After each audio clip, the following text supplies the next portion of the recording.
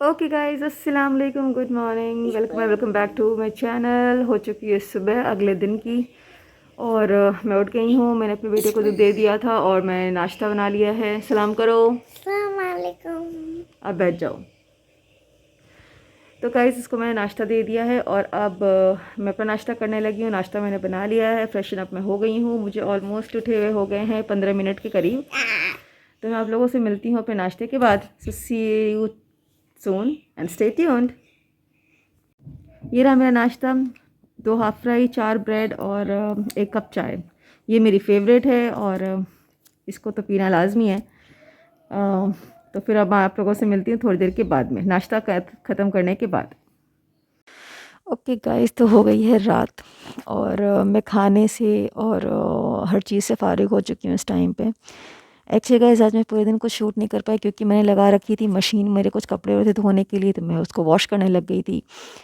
इस वजह से मैं दोपहर का कुछ भी शूट कर पाई, ना इवनिंग का शूट कर पाई। और फिर मेरे एक मिलने वाली हैं, मेरे रिश्तेदार हैं, उनकी तबीयत ख़राब थी, उनको टाइफाइड हो रहा है, तो मैं उनसे मिलने के लिए चली गई थी, तो वहाँ भी काफ़ी वक्त लग गया मुझे।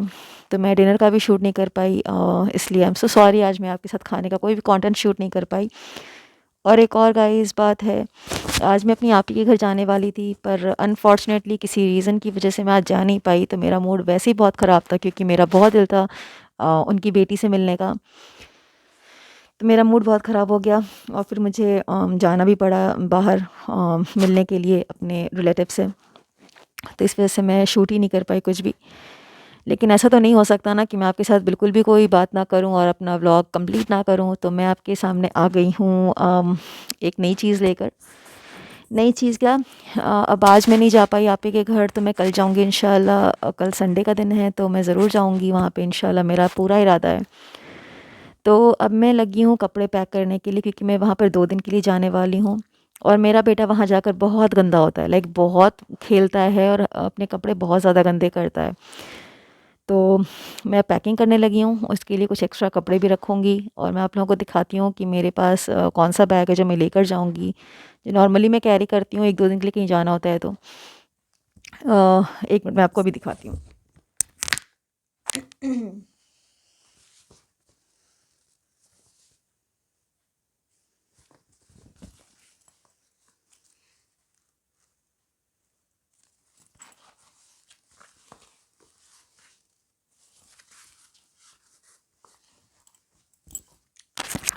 तो गाइज़, ये वो बैग है जो मैं लेकर के जाऊंगी।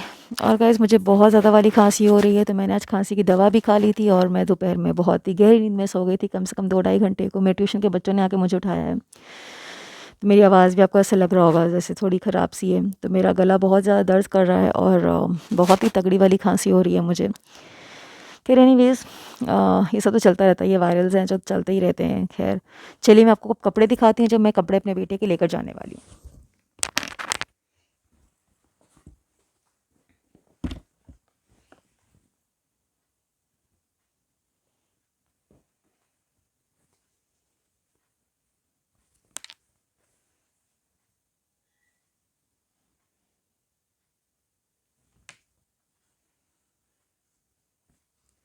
ये हुडी है गाइस जो मैं रख रही हूँ उसके लिए और उसके साथ। सो गाइस, ये रहे पैंट्स इसके।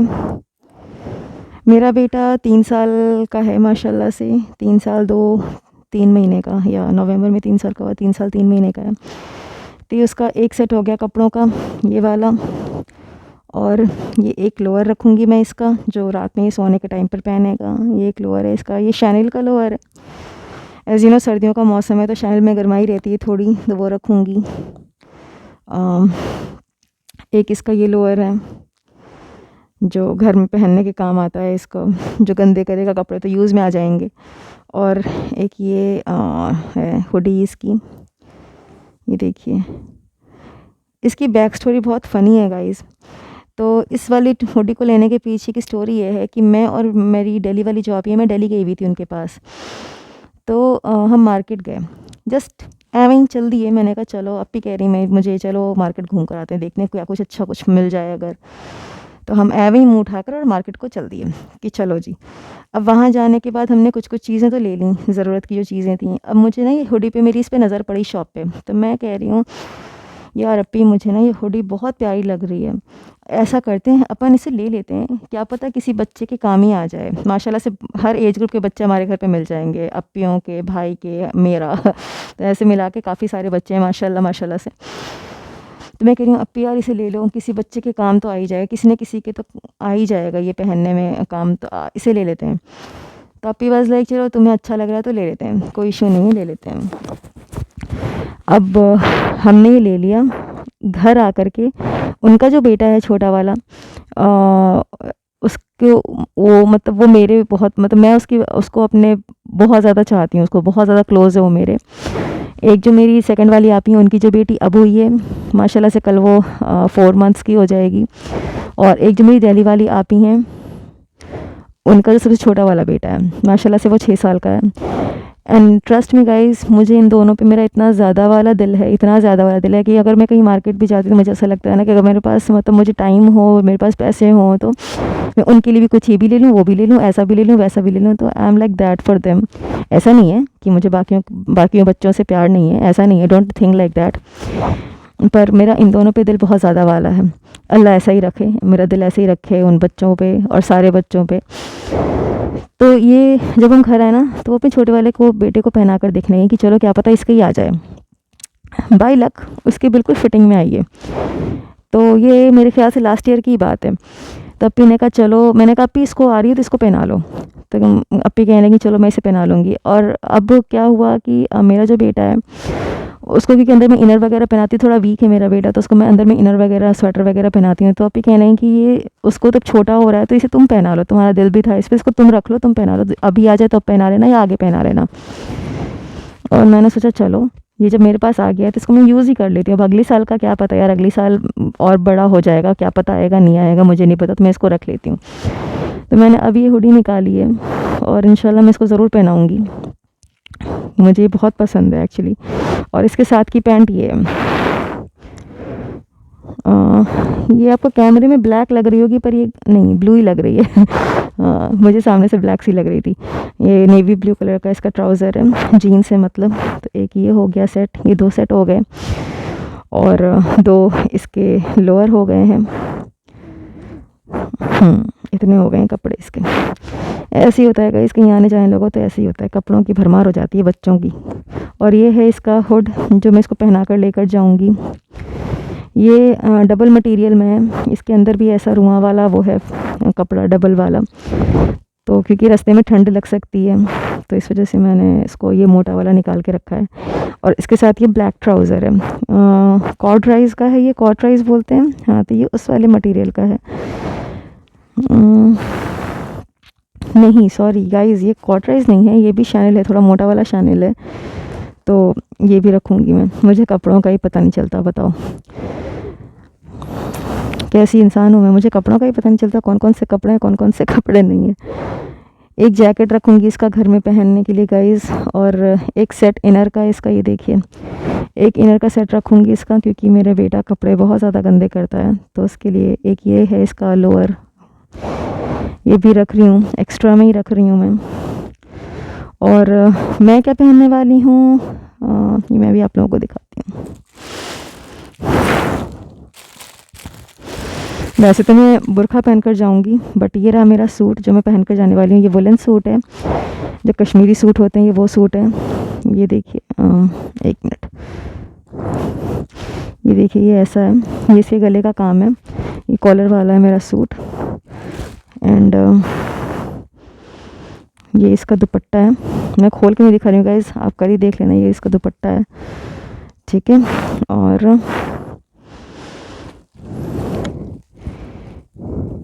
और ये इसका ट्राउज़र है, वाइड लेग ट्राउज़र जो होता है, मैंने इसके चौड़े पांचों के ट्राउज़र बनवाई थी मैंने कुछ टाइम पहले, मुझे बहुत शौक चढ़ा था वाइड लेग वाले ट्राउज़र्स बनवाने को, तो मैंने वही बनवाया था। खैर इसका जो लुक होगा वो मैं कल आप लोगों के साथ शेयर करूँगी, मैं जब तैयार होंगी मैं ज़रूर शेयर करूँगी आप लोगों के साथ। तो अब मैं इन सारे कपड़ों को बैग में रखती हूँ गाइज़, और फिर आप लोगों से मिलती हूँ। ओके गाइज़, सो आज मैं आप लोगों से बात करने वाली हूँ अगेन नमाज़ को लेकर के, और कुछ बहुत ही पर्सनल चीज़ों को लेकर बात करने वाली हूँ, ख़ासकर औरतों के लिए।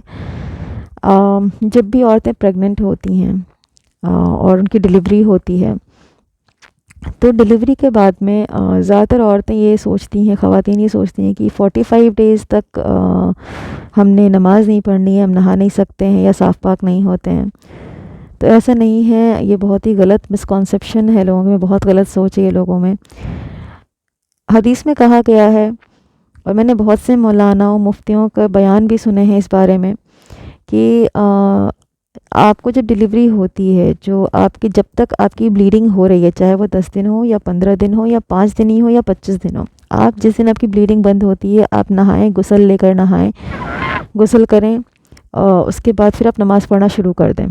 चाहे वो 15 दिन में आपकी ब्लीडिंग रुक जाए, चाहे 20 दिन में रुक जाए, चाहे 5 दिन में ही क्यों ना रुक जाए, आप गुस्ल लेकर के और फिर नमाज़ अपनी शुरू कर सकते हैं। ज़रूरी नहीं है कि आप 45 डेज़ तक पूरा वेट करें, कि मतलब 45 डेज़ होने के बाद ही हम नमाज़ पढ़ सकते हैं। ऐसा कहीं भी नहीं लिखा कि आपने 45 डेज़ तक ही वेट करना है नमाज़ पढ़ने के लिए। आपकी जिस दिन ब्लीडिंग बंद हो गई है, आप उस दिन या उसके अगले दिन नहाएं, गुस्ल लें और फिर नमाज़ शुरू कर दें।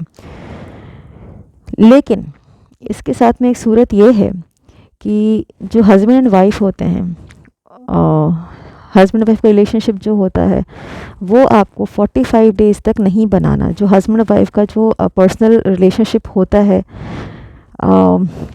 आप वो 45 डेज़ तक नहीं बना सकते हैं, क्योंकि 45 डेज़ तक आप दोनों का रिलेशन बनाना इस्लाम में हराम माना जाता है। जी हाँ, इस्लाम में हराम माना जाता है 45 डेज़ तक, डिलीवरी के दिन से लेकर 45 डेज़ तक आपका और आपके हस्बैंड के बीच कोई भी रिलेशन बनना।